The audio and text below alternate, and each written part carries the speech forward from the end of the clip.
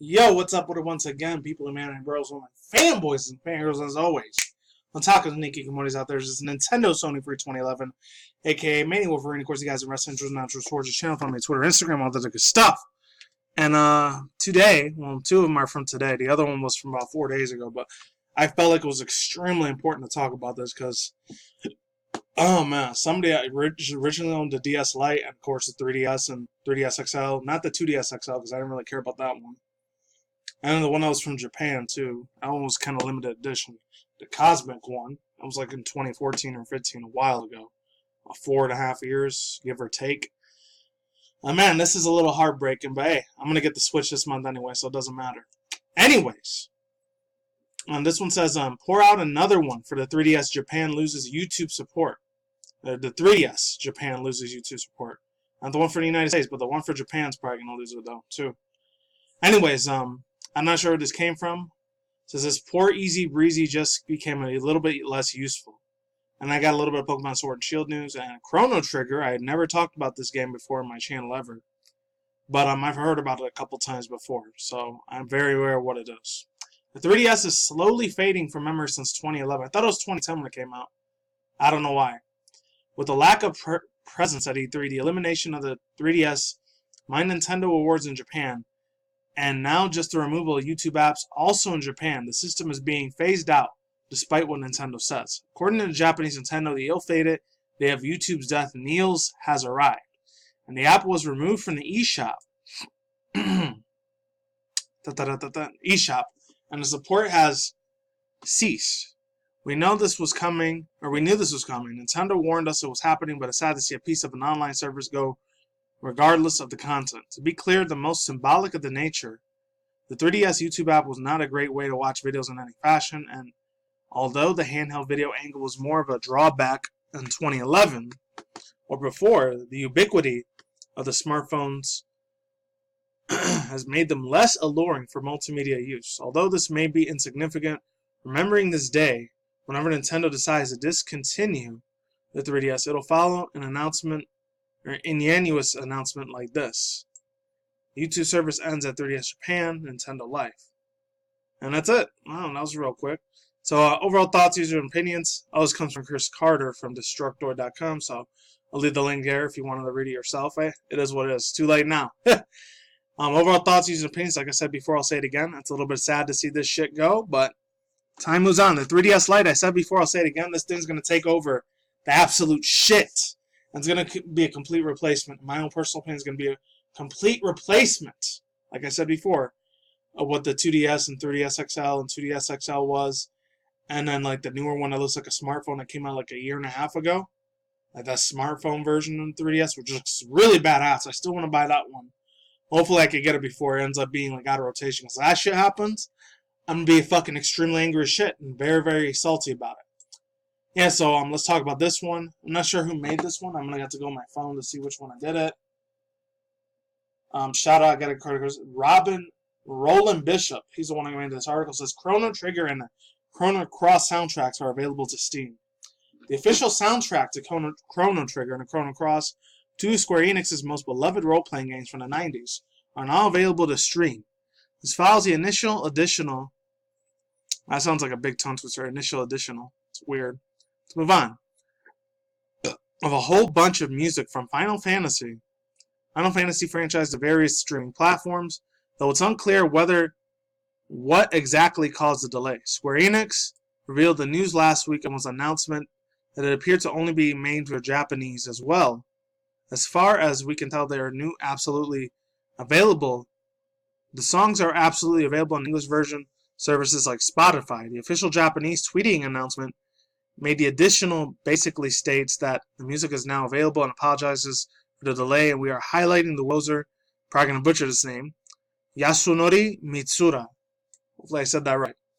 You can check out the Japanese tweet, which is also in Japanese below.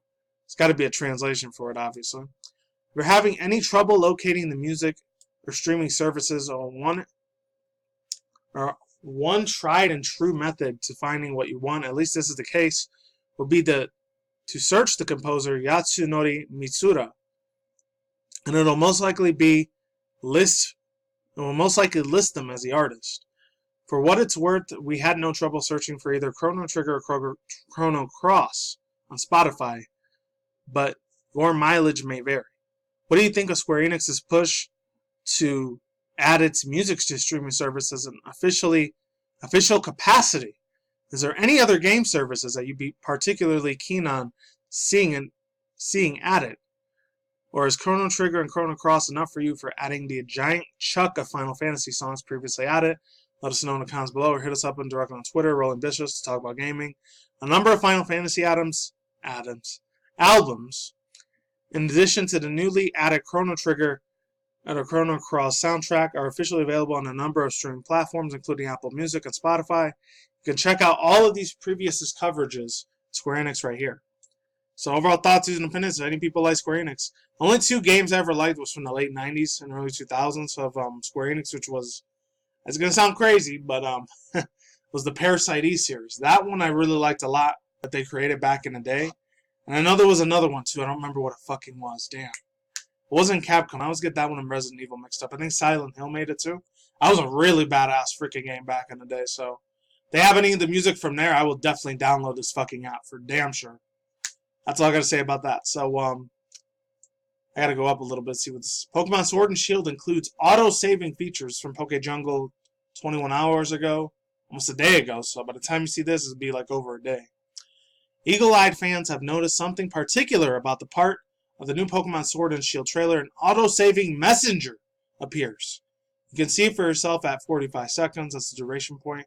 Although it makes its game from the more convenience, there are several other concerns about the feature. Resetting for shiny Pokemon, resetting for different natures, saving before tough battles or encounters.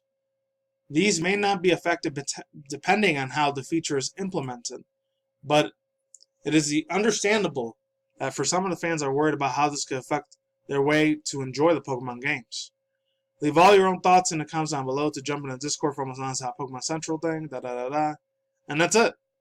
So this comes from it's the guy that made us, Paul. So overall thoughts, views, and opinions. This is really gonna suck ass for people that shiny hunt like the fuck out of these games.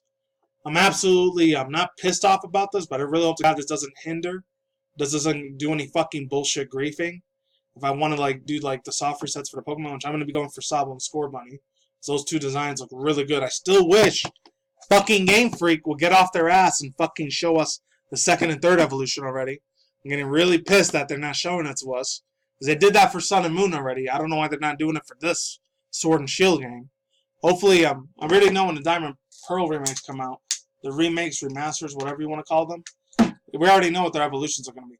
Unless they put Mega Evolution or they bring the Gigantamaxing feature into fucking Diamond and Pearl remakes. Nobody knows at this point.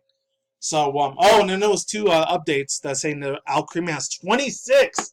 She has 26 fucking different variations of this thing right here that I'm showing my mouse around. This Duralagon thing, I hope to God his shiny looks badass. He looks like a badass, amazing, hardcore motherfucker you don't want to fuck around with. This dude looks like he could really take a lot of fucking hits. I really want this badass on my team. Hell yes. This thing is beautiful ass design. Hopefully it has 2 other like evolutions before, pre-evolutions, because it's supposed to be the rival of Tyranitar. This is what I said 3 weeks ago in my older video about Pokemon Sword and Shield news. We already know Tyranitar evolves from Larvitar and Pupitar, so this thing has to have like 2 evolutions too. It's supposed to be like the Mecha Godzilla along with the regular Godzilla of Pokemon. So hopefully Game Freak doesn't end up being a lazy piece of shit and just, oh no, it's just a separate Pokemon. That would really fucking suck. It would have crushed my soul a little bit if they did that shit. Other than that, oh yeah, and there's a Curry Pokemon Dex too. If any of you guys saw my Nintendo E3 Direct or whatever, no, Nintendo Direct you saw a couple days ago, and only 3 guys that saw my video. So I need more people to watch it. I'm just saying, like, comment, subscribe. I don't like saying it, but I'm going to have to from now on. And that's it. Links to the description box down below to both the videos I didn't show. And that's it. Peace out once again, ladies and gentlemen, bros, women, fanboys, and fangirls, as always. Otakus and Hikikomori out there. I will see you when I see you guys. Good day or good night, everywhere at in the universe out there. Stay tuned for more future content on the channel, including video game industry news, anime manga news, internet news, and their opposite of the video. Peace out, and my like sauerkraut. Laters and goodbye. We'll see all you people on the flip side. I'm out. Peace.